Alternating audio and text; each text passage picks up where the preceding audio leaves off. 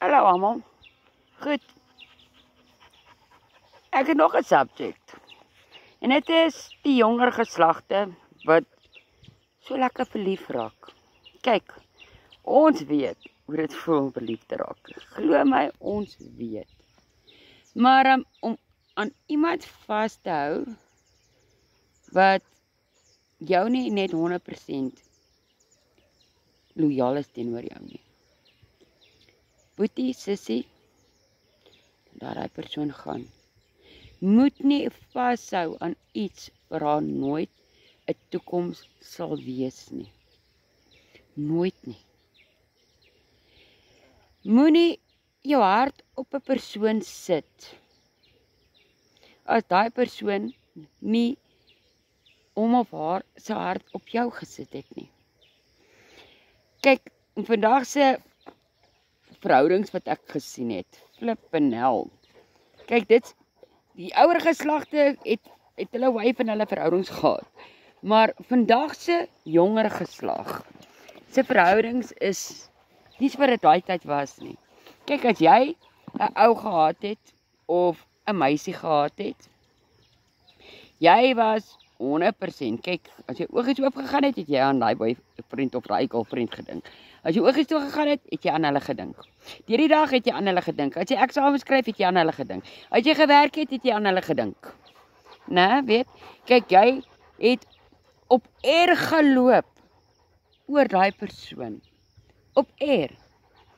Maar dan kry jy, weet, dit is nou die vaste verhoudings. Dan kry jy die internetverhoudings wat ek gesien het nou die afgelope tyd baie is.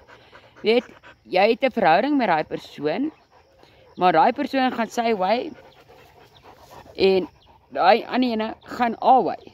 Né, weet, hulle kom glad nie by mekaar nie. Dis 'n internetverhouding. Dan kry jy die fantasy-verhouding. 'n Fantasy-verhouding is ons is saam, maar ons is ook nie saam nie.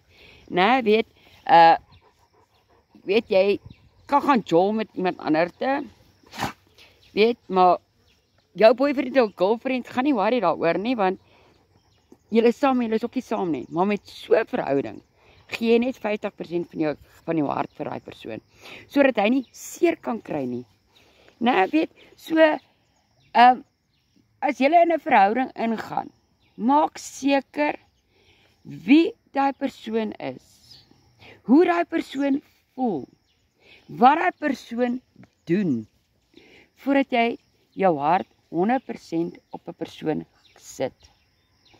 En diegene wat wel al seer gekry het, wat 100% hulle harte op 'n persoon gesit het, net om uit te vind, daai persoon neek rond, of daai persoon is toe nou nie 100% vir jou nie. Ek is jammer. Jammer dat jy daardeur moes gegaan het.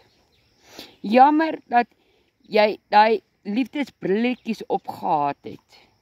Maar mense, voordat jy daai liefdesbrille opsit, maak doodseker saam wie jy gaan wees, voordat jy enigsins in 'n verhouding ingaan. En jy verklaar nie binne die eerste week jou liefde vir daai persoon nie. Jy doen nie, want jy het nie 'n cooking clue wat liefde is nie. Glo my, jy doen dit nie. So mense, dink daaroor. So as jy in 'n verhouding is, kyk 'n bietjie, gaan doen ondersoeking oor jou verhouding. Is daai persoon 100% of is daai persoon net 50%?